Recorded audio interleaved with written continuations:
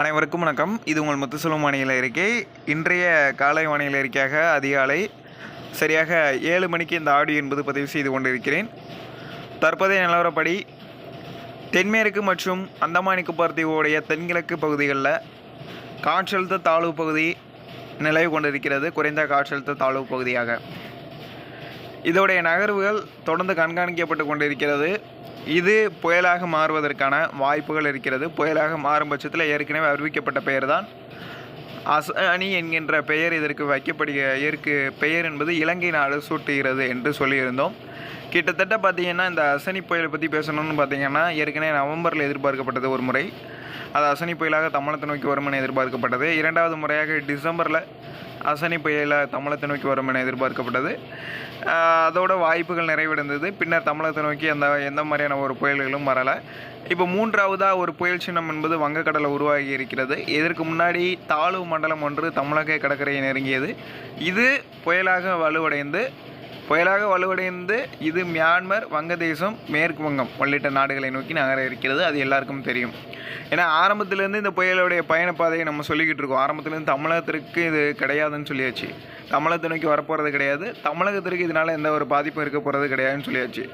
ஆனால் எங்கள் இந்தியாவில் அந்தமான் நிக்கோபார் தீவில் கடுமையான ஒரு பாதிப்பு இருக்குன்னு சொல்லியிருக்கிறோம்.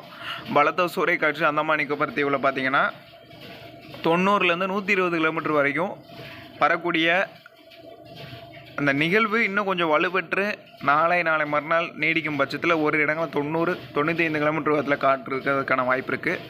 அந்தமான் நிக்கோபார் தீவு மீனவர்கள் தயவு செய்து கொஞ்ச நாளைக்கு நீங்கள் இந்த ஒரு வாரத்திற்கு நீங்கள் கடலுக்கு மீன்பிடிக்க போக வேண்டாம். உங்களுடைய படகுகளை நீங்கள் பாதுகாப்பான இடத்திற்கு நிறுத்தி வையுங்கள். அதாவது கடற்கரையில் கூட நிறுத்த வேண்டாம். அலைகளின் அரிப்பின் காரணமாக, அதாவது கடலால் சீற்றம் அதிகமாக இருக்கும்.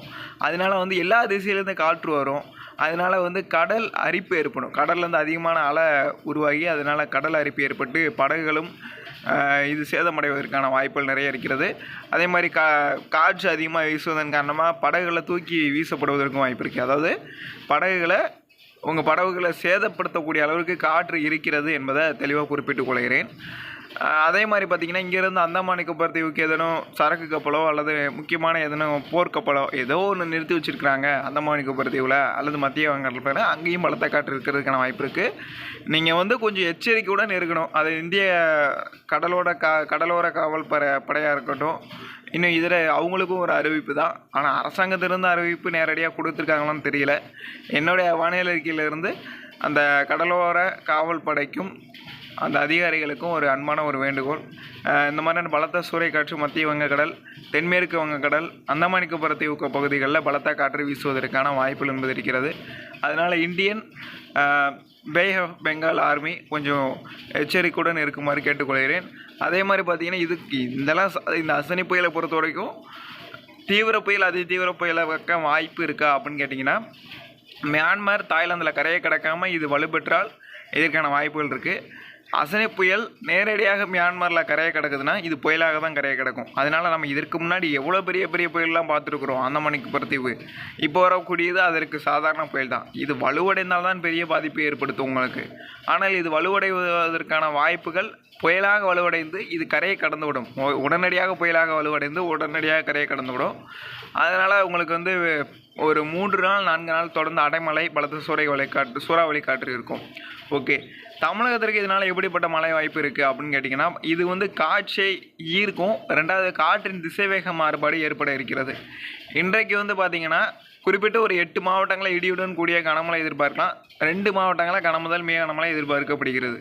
முக்கியமாக பார்த்திங்கன்னா இதில் கனமழைக்கான மாவட்டங்கள் முதல்ல கன்னியாகுமரி, திருநெல்வேலி, தேனி, தென்காசி, விருதுநகர் மற்றும் திண்டுக்கல், கோயம்புத்தூர், நீலகிரி இந்த மாவட்டங்களில் இடி மின்னலுடன் கூடிய கனமழையும், அதே போல் பார்த்திங்கன்னா தமிழகத்துடைய திருநெல்வேலி, கன்னியாகுமரி இந்த 2 மாவட்டங்களில் பலத்த சூறைக்காற்றுடன் கனமழை, ஒரு இடங்களில் மிக கனமழை வரைக்கும் பதிவாகக்கூடும். இந்த மழை தொடர்ந்து நீடிக்கும். நம்ம ஏற்கனவே அறிவித்தபடி தான் 19லேருந்து மழை அதிகரிக்கும்னு சொல்லியிருக்கிறோம். இன்னையிலேருந்து மழை அதிகரிக்க போகுது. 20லிருந்து மேலும் அதிகரித்து 20லேருந்து 31ஆம் தேதி வரைக்கும், மாத இறுதி வரைக்கும் தொடர்ந்து இந்த மழை காணப்படும். பின்னர் அடுத்தடுத்து ஏப்ரல் மாதத்திலும் சிறப்பான மழை பொழிவு இருக்க வாய்ப்பு இருக்கிறது. அதை பற்றியான அறிக்கை விரைவில் வெளியிடப்படும். மறக்காம அனைவருமே சப்ஸ்கிரைப் பண்ணிக்கோங்க. இந்த வீடியோ உங்களுடைய நண்பர்களுக்கு ஷேர் பண்ணுங்கள், லைக் பண்ணுங்கள். நன்றி, வணக்கம்.